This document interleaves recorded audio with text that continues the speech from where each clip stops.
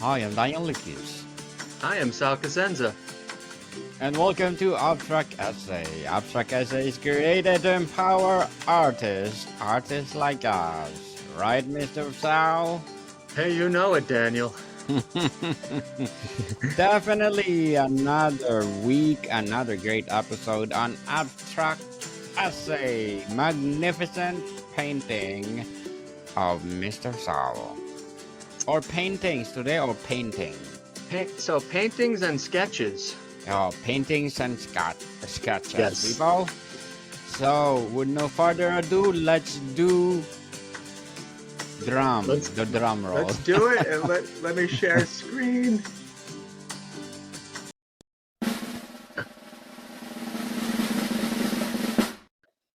No? Oh, perfect. Did it work? Did work Hey, for the 100% first time. for the first time. Nice. Okay. So, That's what the heck are we awesome. looking at? What is that, Mr. Sal? Awesome, magnificent painting Who of yours. who did this? I'm just kidding. Mr. Sal Cosenza from Arizona. But Yes. he's residing in New York for 4 years? 7 years. A 7 7 year. years. Yes. And this one was done in New York.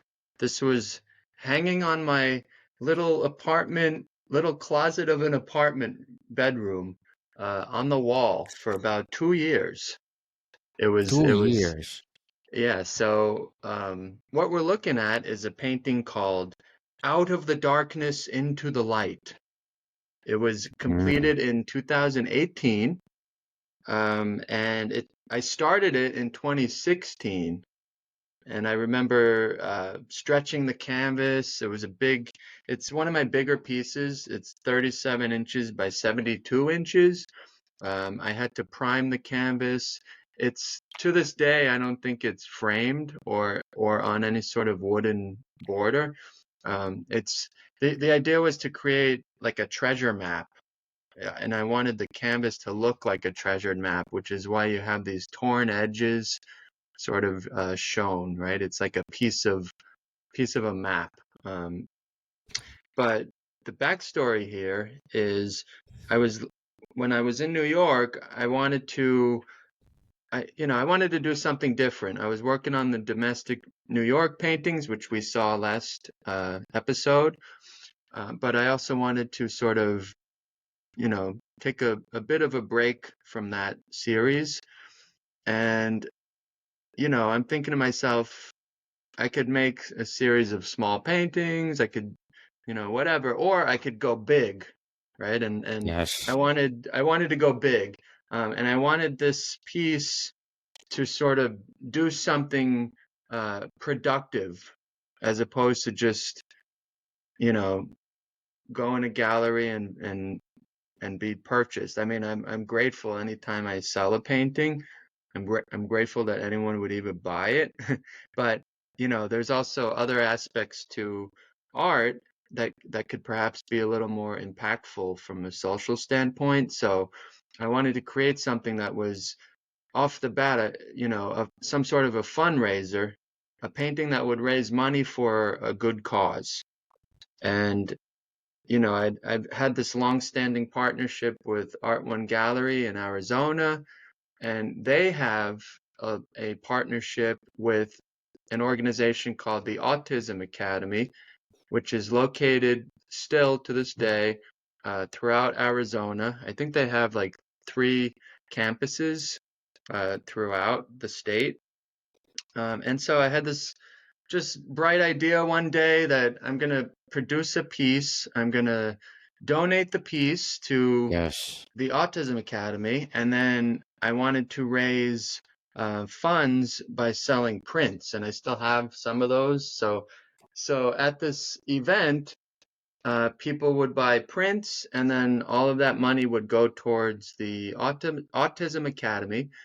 And Art One Gallery was gracious enough to host the event. And so, I had this idea. Um, I pitched it to Art One. They were great. They were like really happy about the idea. They supported it. and they hooked me up with Amy Floyd, who's also an artist. And Amy Floyd at the time was sort of the coordinator for the Autism Academy. I reached out to her. We got this thing going, and all I had to do was paint it. And that was Yes. that's where the challenge is, because it's like, okay, what ideas do I have? So I wanted some sort of a pirate theme.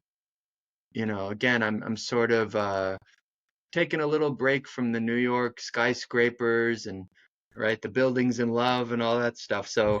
So I had this idea of like an adventure. And so I started doing a lot of sketches. So you can see on the left here some early drafts, like early ideas, different types of hats that they would wear. I looked at a lot of like classic paintings of pirates. I rewatched the movie Hook. I don't know if you saw Hook. Captain Hook. Yeah. And I was just sort of getting in touch with my pirate side. And so, I did a few sketches here. Here's another one. This was an early sketch. This is from 2016. I wanted sharks. I wanted strange, scary looking rock islands in the background and seagulls and some sort of a boat. And I wanted the adventure seekers in the foreground. And I'm thinking make them like make young adventurers, right? Mm. And so here they are. Um, one of them has a compass, one of them has a map, and one of them has a telescope. And there's a level of danger implied. I show the Autism Academy. That's the symbol. Oh, Um, yes. so I show that on top of the ship. And so here's what you got. Here's the end result. It took quite a while. Again, I painted it on the wall of my apartment, Uh-huh. uh, and it was we're talking a very tiny little space where I had a loft bed. My roommates still, we joke about it to this day. It was a bed that was 6 feet up in the air because I I tried to make use of all the square footage in this little room. So I, Yes. I, I built a little desk underneath the bed, and I would have to sort of creep underneath to work on it. So you have this loft bed taking up 3/4 of the room, and then on the wall next to the radiator, anyone who lives in an apartment in the East Coast would know what I mean. You have that whistly, I don't know, do you have one perchance, Daniel? You know that whistly radiator? Like in Yes, the winter, it's like true. you feel like Yes. it's gonna just, you don't know what it's gonna do. But Yes. so I had that on one in the corner, and right above it was this giant canvas that was just pinned up on the wall. Um, so as I mentioned, I had to first prime it, right? I had to put a coat of just primer because it was a raw piece of canvas, the paint would have seeped right underneath and then, hit my wall. I would have been painting the wall itself. Um, so once that was done, then the typical method, I used every trick that I had in terms of painting technique. I started with the background. I wanted a sky that was sort of evocative of adventure in some way. So I have, very dynamic clouds. There's a lot of movement going on. You have a sunset, or maybe it's a sunrise. We don't really know. And then you have this real, atmospheric layering showcasing the various rock outcroppings. Um, and so, there's also that strange ship at the right side, sort of in silhouette, sort of racing against the sun. Um, we don't really know, whose ship that is. There are seagulls, and then you have the ship in the foreground, which is our three adventure seekers. Um, so it was a fun one to create, and I've got some descriptions here. So I mentioned I started painting this in November of 2016.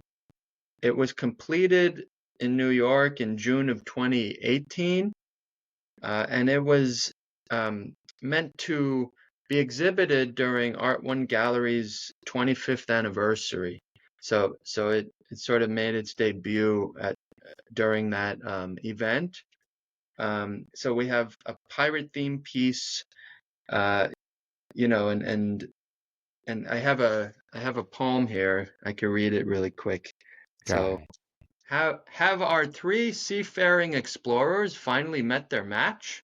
While that answer is unclear, there's definitely something in the distance. Faint at first and hard to make out from the fog, the monolithic objects soon emerge from their abyss. The map was right. These were the islands they were searching for. Skipping. Des- Despite any concerns, our heroes are a brave bunch, and they carry in their hearts a burning desire to take on the quest. As their sea-hardened vessel collides defiantly with the waves of an island that wants them out, they inch closer and closer to destiny. The ship finally bests the tide, and our three young explorers know now that there is no turning back. Light and dark are no longer opposing forces, for the horizon can join them as one. So again, it's a piece about it's meant to inspire. It's meant to cause one to want to go on an adventure, to seek out something, right? And to sort of brave the elements and to brave any issues that come along with taking a risk. And so I have a lot of exhibition photos from the event. It was called the Out of the Darkness into the Light meet and greet, Yes. and it happened the day before my birthday. So I flew to Arizona for this, and it was a good event. So here's Amy Floyd, who's the artist I mentioned, and she was an art teacher at the time. I'm also here's Laura Newcomb, who was the Autism Academy owner at the time. And again, the event was held at Art One. Here I am with a future mayor, David Ortega, who's been a good friend and mentor to me. Um, Here I am with my parents on the right. Or here's David Ortega, Rosemary, his wife, and my mom and my dad. And then here's my brother Carl, my niece Isabella, my sister-in-law Anna, and myself. And so here was the painting behind us. We got a good turnout. We raised a few $100, and that money went towards the Autism Academy, and they were able to purchase a 3D printer with that. And 3D printers are things that a lot of architecture students use. Um, but it was a great event. It was a moment where I sort of felt that art could do something beyond the usual, right? Certainly. And it really became addicting. I remember coming home that night thinking about what had happened and then sort of saying, okay, I want to do another one of these because this feels it's very addictive to to produce something that then sort of lives beyond you. It's sort of, I have this sort of phrase with my students. It's to put your work to work, right? So this idea of whatever you're working on should sort of should take on its own thing. It should grow, and it's almost like raising kids. You want your children to do well and to do good eventually, right? So I really feel this personal connection with any painting I do, which is, I almost in a weird way like see them as a kid, a kid of mine or something. But it's an extension of who you are, right? And so to see the painting do something is worthwhile. So I recommend it to any creative person who, you don't just have to show your work in a gallery or whatever. Like you can put it to work. Um, Certainly. so that's out of the darkness into the light. Out to the darkness, to the Yes. light. Thank you so much for sharing your painting to the world, Mr. Saul, and helping our autism community. Thank you so Yeah. much for And again, empowering. thank you. And I couldn't have done that event without Art One Gallery. They're to this day, so they're going on like 30 plus years now. They're a local gallery in Scottsdale, Arizona. They show a lot of high school art, and any high schooler who shows their work there gets 100% of the commission. They have a foundation as well, and they raise a lot of money for art supplies for local schools. So Art One, I'll never stop advocating for them because it's a rare gallery that does do work beyond the gallery walls. They do a lot of public outreach. So, Mr. Saul, what would be your advice for those people out there who want to start painting and to do what you are doing right now? I think just break the ice. Don't be too concerned with this is something I tell myself, something I also tell my students. Don't be concerned with if it's good or if it's bad. Like don't think about what others are going to say about it or how others will perceive it. Just get it out there. Get your ideas out onto a sheet of paper or a canvas or a sculpture or a music piece. Like write it down, get it out of your mind and onto a surface. And don't think too hard into it. It's kind of like jumping into the deep end of a pool. It's like if you're a first time swimmer, it's kind of, should I do this? But the answer is yes. Like you just have to jump into it and then deal with the consequences, Later. Um, yeah, hope there's a lifeguard, but you can't not do it. If you have the idea, you have to just like fight to get it out of your head. Does that make sense? Makes sense, Mr. Sal, and thank you for your advice. So, how about the approach of color selection and blending? How did you do that? Yeah, so I wanted a sky that was moody, right? It had to have a sort of a sense of an element of danger had to be present. It, I didn't want it to be depressing or hellish, right? Like I didn't want it to be apocalyptic. I've made some paintings that have like apocalyptic looking skies. This one had to have a little bit of danger, but not be too dark. Because again, it's a story about adventure. I think any great book or movie or whatever about adventure has a little bit of danger attached to it, but not like depression. So my color palette is all based on that sense of adventure with a little bit of menace underneath, right? Um, yeah. And then there's a lot of atmospheric layering. I remember like large brushes. Once I painted an object, like one of those background mountains, I would then give it a wash of uh, white paint usually, but almost watery, like a watery application. And if you do that, if you keep layering in that way, it starts to offer a real sense of atmospheric haze to the object, and it allows you to really differentiate like what's in the foreground and what's in the backmost layer just by giving it like a wash of Wow, white. So I awesome. I, I use that technique, I think, to pretty good effect, I think, in this piece.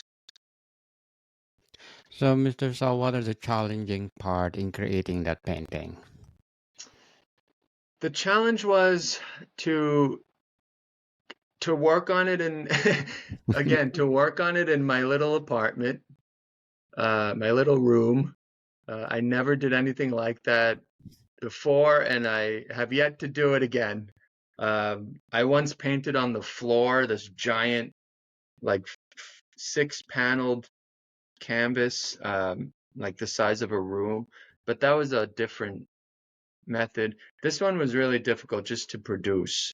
And then I had this sort of I not self-imposed. I had a time crunch, right? Because the event was happening on this date of this year, so I had to be sure to get it done.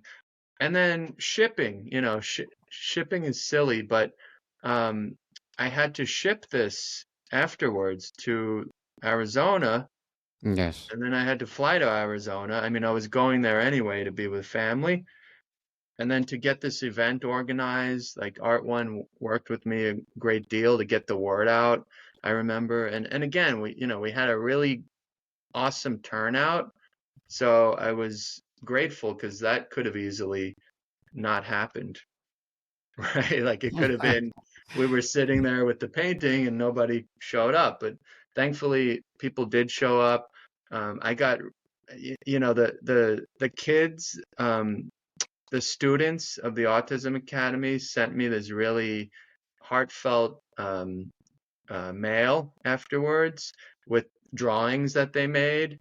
They each had like a pirate themed drawing, and they sent me that with, like, thank you notes, and I was really touched.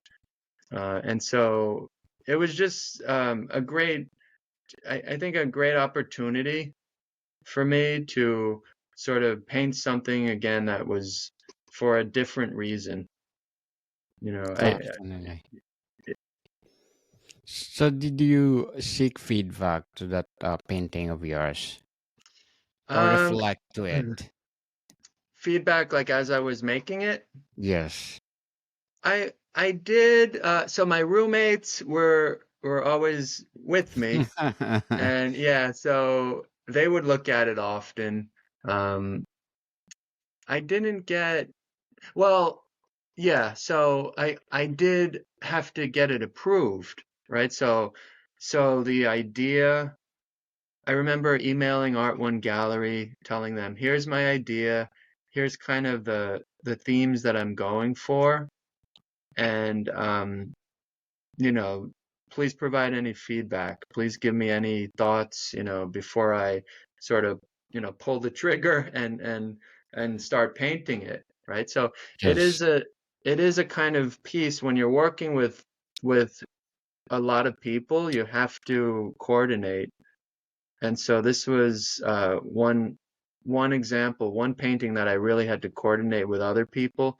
Usually if usually it's just you and the painting, but in this case, it was working with a few people, but they were all really great about it. Amy Floyd, again, was on board the whole time, and so was Art One. But had they given me suggestions or, I would have taken them for sure, given the importance of this. Definitely. So, Mr. Sal, to wrap up our discussion for today, so to all the paintings that you discussed, the previous episode, how did you choose the subject or theme of your artwork?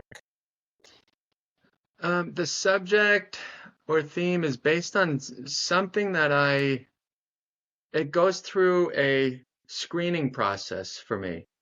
If it's something that I really feel is worth pursuing, I'm at the point in my artistic journey where if it's not something I'm totally invested in mentally, I'm not going to do it, right? So if it's something that I feel is contributing to my collection of work, my body of work, I will do it. But I have to be totally invested in the idea.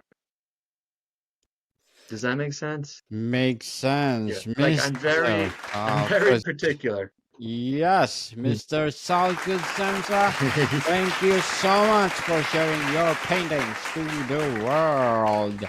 So, can you please invite our listeners to support your book as well as your paintings? Yeah, so thank you. My book is available at Changing Hands Bookstore in Tempe, Arizona. If you want to go local, it's also on Amazon and Barnes and Noble and Walmart and But Yes, yeah. So and again, I always urge you to reach out to Daniel and myself. Let us know what you're working on. I love to hear new ideas. Like, what are you doing? What that question Daniel had? How do you get started? Right? Just get yes. started. Get going. Paint something. Yes, people, if you have a comment, suggestion, or rejection, please write to us. DSL_STI7 at iCloud.com. We are happy to accommodate your, well, letters, emails, or whatever you want to prefer.